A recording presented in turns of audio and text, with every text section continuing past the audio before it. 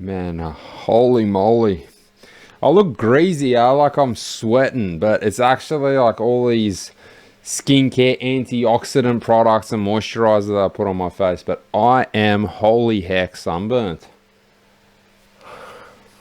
At the moment, it's mostly EUK 134 and amino acids of B5, and every other night after a good cleanser, usually water-based, put on some retinol and peptides. But you don't want to be putting on retinol peptides before severe UV exposure. So like today, I played a shit ton of tennis, ultra high UV, still wore sunscreen, still got purged.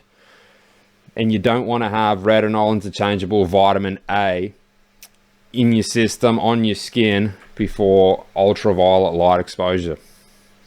Anyway, this video is not going to be about skincare, but like everything I say, I put in the description. But this video had me going down the rabbit holes of some ancient animes. I say ancient because I grew up with them. They were part of my childhood, a big part, mind you, and they actually influenced quite a lot of decisions I started making as a teenager. For example, Dragon Ball Z actually primarily influenced me to start karate. I was proud to wear the gi. I was proud to get graded, get a new belt, or whether it would be like a notch, like a little bit of tape on, say, back when I was doing Goju Kai karate. And before you get your green belt from your orange belt, you would actually get like these 2 green notches. Unless you got double graded, you'd go straight from orange to green.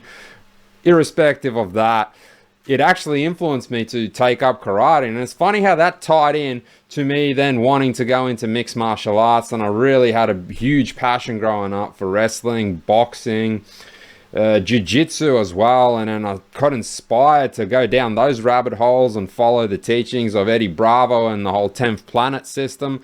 So it's just, what I'm saying is, it's funny how a cartoon, an anime, can really change the course of one's life and inspire you. You can take some kind of an ideal and principle from it, and then you start to implement things that you witnessed. You become motivated to pursue something that otherwise you might not have if you weren't watching Cartoon Network at 7 p.m, watching Dragon Ball Z, Goku or Vegeta kicking someone's fucking ass. So for all you gamers that like the occasional game, I'm not necessarily talking about the G-fueled monsters on Adderall who are slamming out 6-7 hour sessions, pulling all-nighters, trying to rank up and unlock all those camos. What I'm saying here with this point right now is that you can take something out of a good story, be it through the means of a video game or even an animated cartoon that would have been produced about 20 years ago.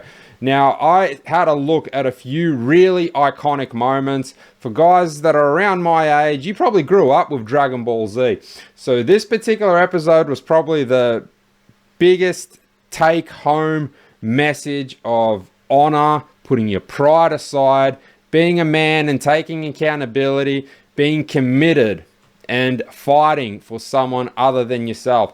So if you know this, you know this. I'm just going to roll the clip and hope this doesn't get copyrighted. But to me, out of every single moment in anime history that I can recall, and I watched Dragon Ball Z quite extensively at my mate's house who had Foxtel at the time. For those of you who don't know, that is, it's like paid television, like a paid television service, not free to air. And Cartoon Network, rest in peace, played Dragon Ball Z every night. And I go over to his house and watch it. And this moment right here, it was hard to find this video, so again, I hope it doesn't get taken down for being copyrighted. We'll discuss after we watch it start to finish, and I'll actually put myself in the corner and react to it. I've only seen it once, and it was about a week ago now, but I decided that I'm going to use it to get this video out. Check this out, and then we'll talk about it after. Why would you say that? Dad, why do you want me to take care of Mom? Are you going somewhere? I want you two to leave and get far away from here.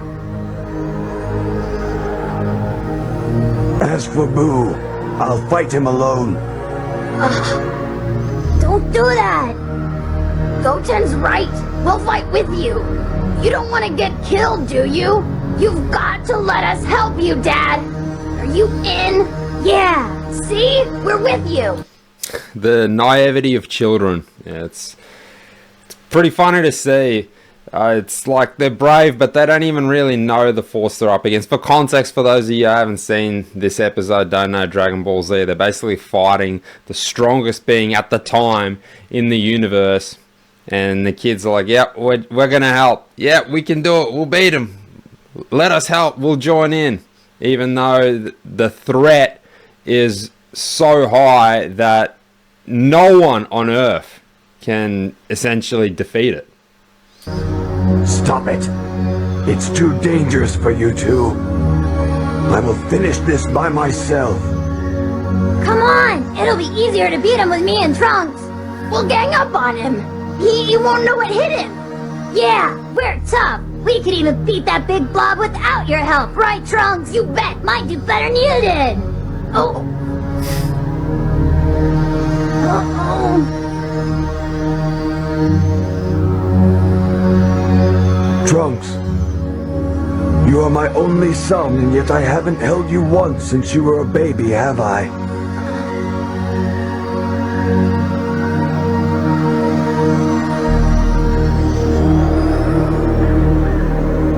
Come here, son. Dad, what's wrong? Oh, this is embarrassing. Dad, come on. Cut it out.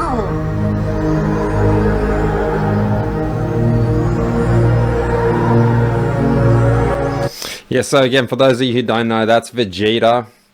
He was, I suppose in layman's terms to put it, quite evil, wanted to destroy the world at one stage, formed the rivalry with the main protagonist, Goku, in the animated series, and he's always been very proud. He's a Saiyan prince. A Saiyan is the type of race that they are, so it's like a warrior race. And he's always very proud and always willing to fight and accept any challenge, you know, defy all odds. Even if he knows that he can't win, he'll always believe in himself, and he doesn't particularly show any kind of empathy or remorse or love in this case. So this is like a very rare moment, because he knows of what he's essentially going to have to do to save his family and everyone else.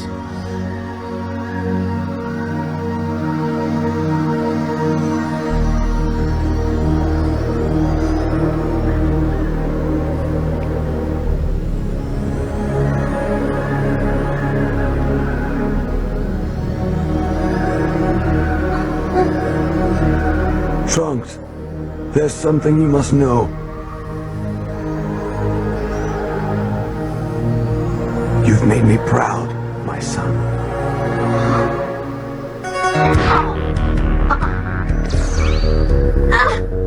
What did you do to him? Why'd you do that? What's wrong with you? Why did you do that to Trunks? You want to kill him? Why? Are you crazy? Why did you do it? Tell me, why did you do that to Trunks? You're his dad. Dads are supposed to do bad things to their sons. Why did you hit him? Why did you hurt him like that? Why? Why?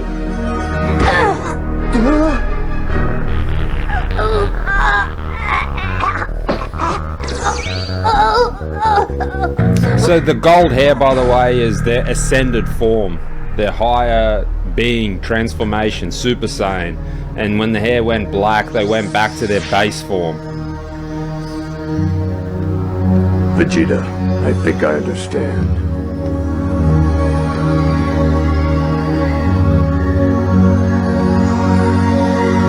And one day, so will Trunks.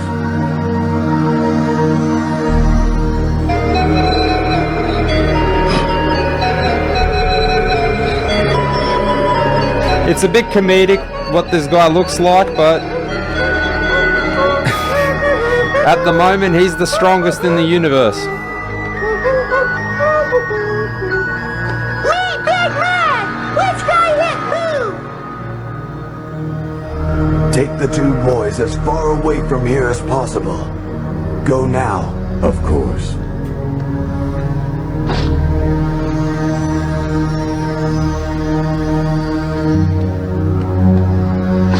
This is deep now, so I'll It's time. Hurry. keep the commentary to a minimum.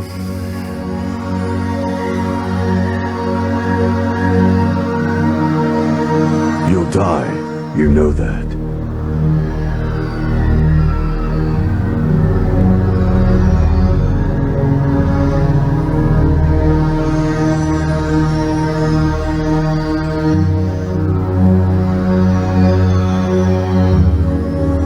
There is one thing I'd like to know. Tell me, will I meet that clown Kakarot in the other world?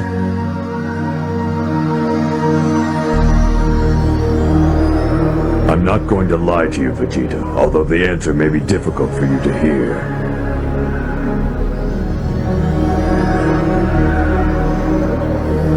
This is the truth.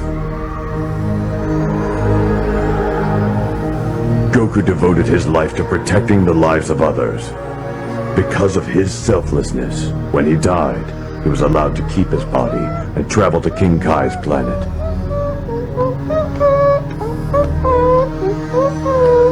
You, on the other hand, have spent your life in pursuit of your own selfish desires. You've caused too much pain.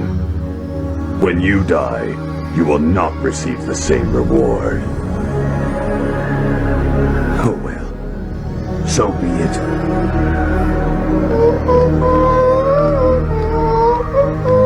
That will be all. Get out of here, and hurry!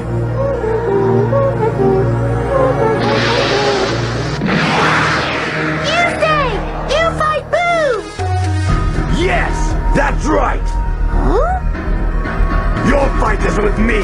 The others are of no concern to you! Got it? You big bloated balloon freak! Oh, not like you! Oh, angry!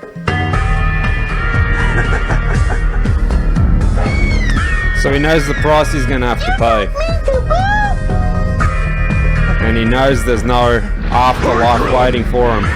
You have to get away from here right necessarily. Yeah, right.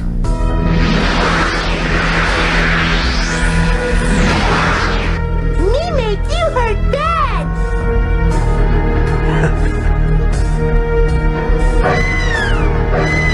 Oh, get bit right now! Me want fight! now! I think I finally understand you! Let's go!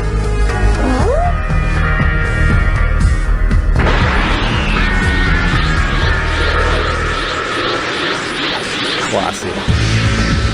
What's Vegeta up to, Piccolo? He's crazy! He won't make it! That monster is gonna eat him alive! For the first time, Vegeta is fighting for someone other than himself.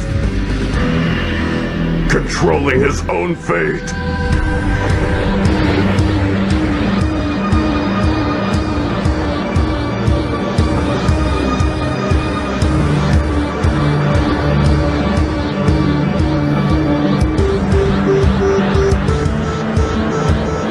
And the score as well, the music. I think it was so well done. Really sets the atmosphere. You look tasty! I make you chocolate! Or maybe make you cracker and cheese! You are a fool! I am going to crush you and throw you into the wind!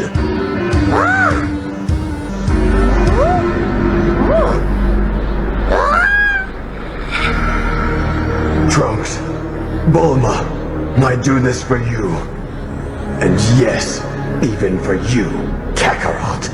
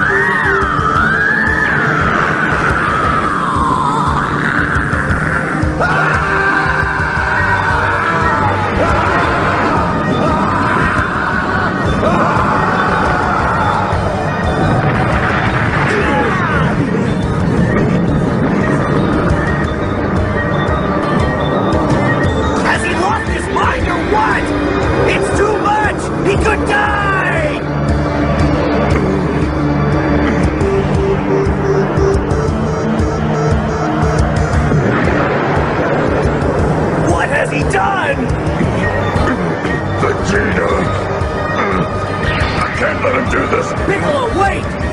It's too late! You know as well as I do he can't survive a blast like that! Let him finish what he started! Remember, even you yourself said that for the first time, Vegeta's risking his own life for the sake of others! He needs this, Piccolo! Nobody's making him do it!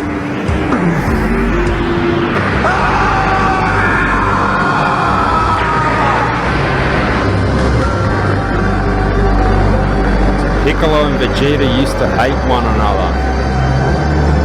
Vegeta?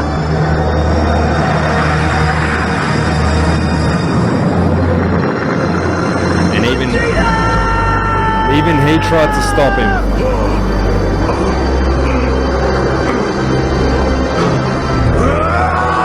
And so, one of the Earth's greatest warriors has vanished in a blinding flash of light, having made the ultimate sacrifice for the sake of his loved ones.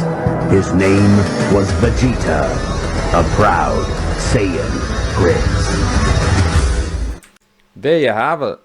It basically spoke for itself, and even though it's an anime, when you watch that kind of content, those kinds of stories as a kid, even if you're playing a video game as an adult that has an enriching story, a story that profoundly focuses on the meaning, significance, importance of friendship, family, having deep-seated core values, willing to sacrifice your life, put your pride aside for the sake of your loved ones. And even in that final atonement, how he said Bulma, Trunks, Bulma is his wife, Trunks is his son, the one that he knocked out, the first kid that he knocked out. And yes, even you, Kakarot is Goku, like I said, his biggest rival.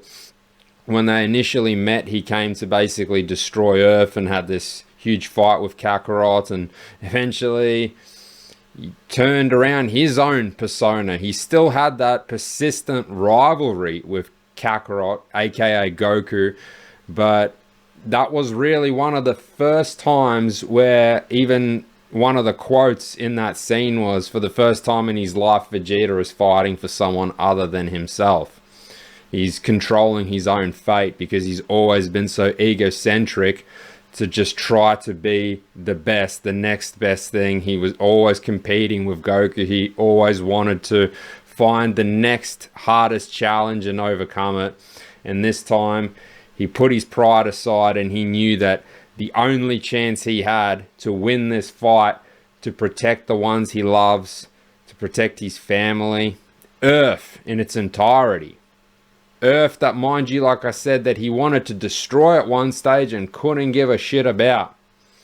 He put all that aside, and even after asking the question of Piccolo, the green guy, will I meet that clown Kakarot in the other world? So will I see him in the afterlife? You can basically interchange it with, you know, will I meet him when I cross over? And he said, the truth may be difficult for you to hear, but Goku devoted his life to helping others, and for that reason he was allowed to keep his body and essentially resurrect, for lack of a better word, but he was still able to keep his soul and his body. Whereas Vegeta, because he spent his life pursuing his own selfish desires, he's killed innocent people along the way, caused havoc and destruction, he will not be granted the same reward. When he dies, he is essentially told that he will cease to exist in any kind of form, and his memory will be erased. And the masculine sort of way he even handled that, just smirked and so be it. And that's what I'm also getting at with accountability. He realizes what he's done.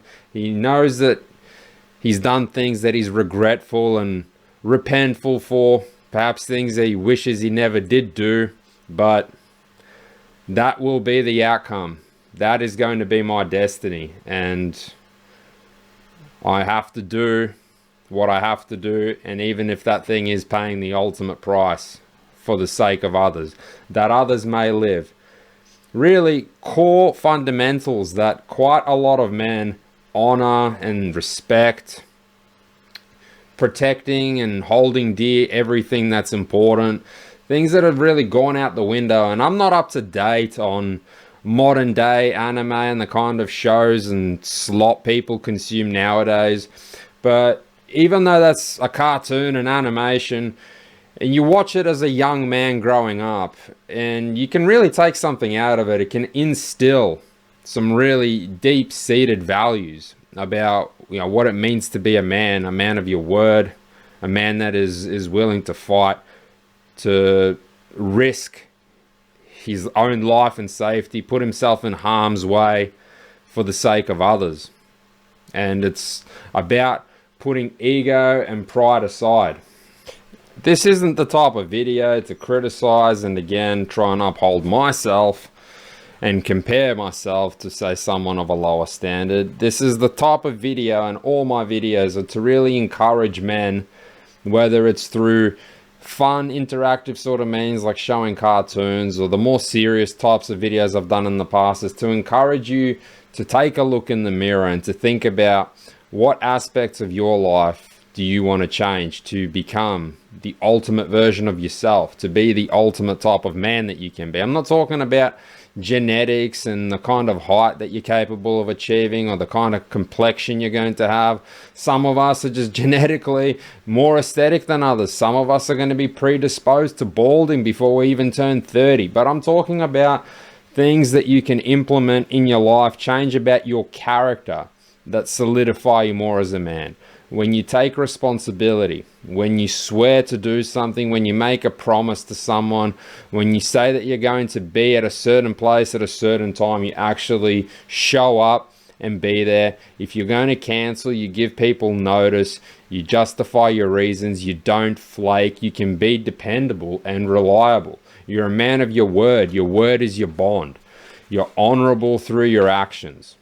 You do things and live by principles, a code, a set of conduct, rules, and discipline is what's going to result in you having freedom. I think it was a quote by Jocko Willink. He even wrote a book called Discipline Equals Freedom. Your routine and the good habits that you employ and deploy in your everyday life. And things like this animated cartoon can give you something, just a little bit of food for thought of things that you can do in your life, some changes, minor changes that you can make you a stronger man from within. So the last thing I'll do is read you a quote or a passage that I actually got from a movie quite a while ago. The movie didn't really elaborate on it in full. This is the full version, and I'll also put it in the link description, but for now I'll read it start to finish, and I really want you to listen to this. And again, I hope that if you have watched this far and you listen to this wholeheartedly, maybe close your eyes to listen to it and think about where it is that you can implement some of these things in your life. It's only going to go for about 90 seconds odd, so here we go. Bear with me. It's a poem by Tecumseh, who I believe was a Native American chieftain. Always say thank you for what you receive, no matter how small, how great. Always treat others as you'd like to be treated, and live as an example to others. Tell someone you love them. Do something for someone else without asking for anything in return. Be proud of who you are. Don't let your ego rule you. Teach respect, honor, truth, generosity. Always speak your mind and never let a feeling go unspoken, for unspoken feelings are a burden that weigh you down and repress you from true expression. Always give a word or a sign of salute when meeting or passing a friend, even a stranger, when in a lonely place. Show respect to all people and grovel to none. Give thanks for the food on your table, the life and the good people around you. If you see no reason for giving thanks, the fault lies only in yourself. Abuse no one and nothing, for abuse turns the wise into fools and robs the spirit of its vision. And when it comes your time to die, be not like those whose hearts are filled with the fear of death, so that when their time comes, they weep and pray for a little more time to live their lives over again in a different way. Sing your death song and die like a hero going home. Live your life by a code. It's your shoreline. It's what guides you home.